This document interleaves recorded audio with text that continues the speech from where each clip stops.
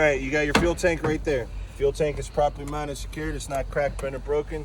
The cap is on tight, and it's not leaking from anywhere around the barrel or at the top. All right, next we have our catwalk and our steps. Catwalk and steps are properly mounted, secured. They're not cracked, bent, or broken, and they're free of any kind of loose objects or debris. Is there a Freightliner over there? Nope, they're all Pete's. Good, hopefully they get rid of them. Oh well, let's go over one of these Pete's so we can talk about the rest of the stuff. It's easier to see. All right, next thing we're gonna talk about is our frame and cross member. All right, a frame and cross member are properly mounted, secure. They're not cracked, bent, and broken. They're not missing any hardware.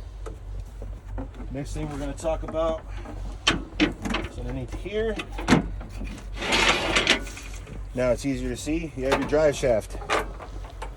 I mean, technically on this truck, there's 3 drive shafts. We'll just talk about this secondary one right here. So your drive shaft is properly mounted, secured. It's not cracked, bent, or broken, and it's not twisted. All right. Connecting your drive shaft to your transfer case is a universal joint. Basically, it looks like this. 2 U's together. All right. Universal joint or U joint is properly mounted, secured. It's not cracked, bent, or broken, and there's no debris in that joint because it's an open joint. All right. Right here is what's called your torque arm. You guys know what a torque arm's for? No. Not the ones who've already been here. That was the one that was confusing to me. This one right here, torque arm. Okay. Stabilizes? Is it just stabilizes it? Yes.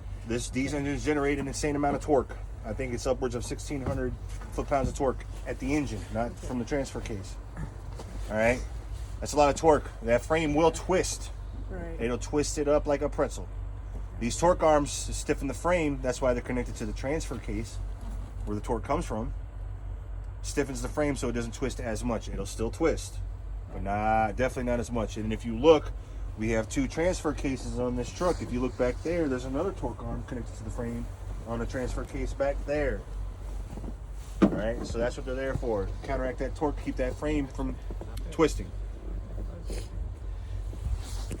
All right, so next, let's see here. Again, I'm not going to talk about what I've already talked about. All right, I've already talked about a lot of parts. All right, so I've already talked about spring hangers, which are these right here. However, this one's a little bit different. We don't have these springs back here. We have this piece, which is called a spring arm. Spring arm is connected to a spring hanger here and your airbag back there. Right? So your spring arm is properly mounted and secured. It's not cracked, bent, properly mounted and secured on both ends. Not cracked, bent, or broken. All right? Difference between a spring arm and leaf springs. Leaf springs are multiple pieces of metal stacked on top of each other. Spring arm is one piece of metal. Very simple. All right? We already talked about shock absorbers. We've already talked about U-bolts, all the brake chambers, everything else. Talked about tires, all that. This tire, 230 seconds, not 4. 230 seconds.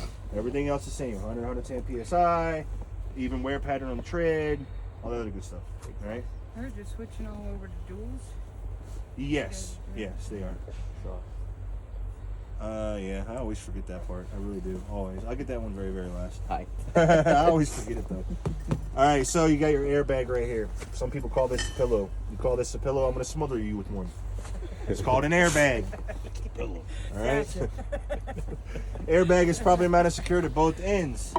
It's not cracked, bent, or broken on the top or the bottom, and there's no abrasions, bulges, cuts, or dry rot on the metal on the rubber piece. And it's not leaking, and it will leak air, obviously.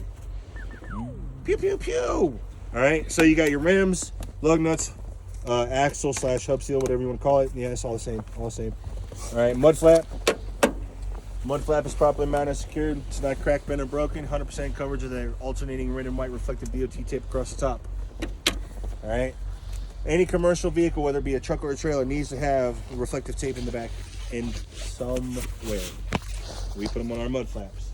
You also look, you have a 1 foot by 1 foot strip of reflective tape on the corners up top there. All right, so we kind of go a little bit overboard on the reflective stuff, but you need to at least have this in the back, especially with trailers. Jesus Christ, have that with trailers.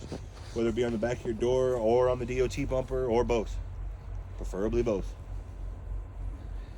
All right, then you got your reverse light and your tail lights. All right. Reverse light and tail lights are properly mounted and secure. They're not cracked, bent, or broken. They're clean, and they're the proper color of clear for the reverse light, red for the tail lights. You guys know the 4 uses of these tail lights.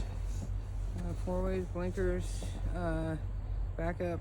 Nope, that's the reverse light. Oh, sorry, that's right. 4 ways, turn signals, Parking. Parking. No. brake lights. Brake lights, right. Yeah.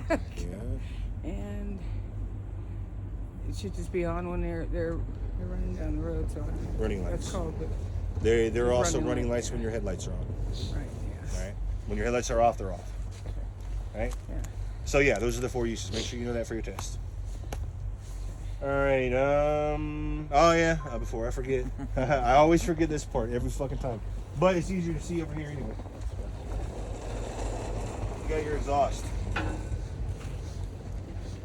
Your exhaust is properly mounted and secured. It's not cracked, bent, or broken, and there's no soot along the barrel, which would indicate a leak.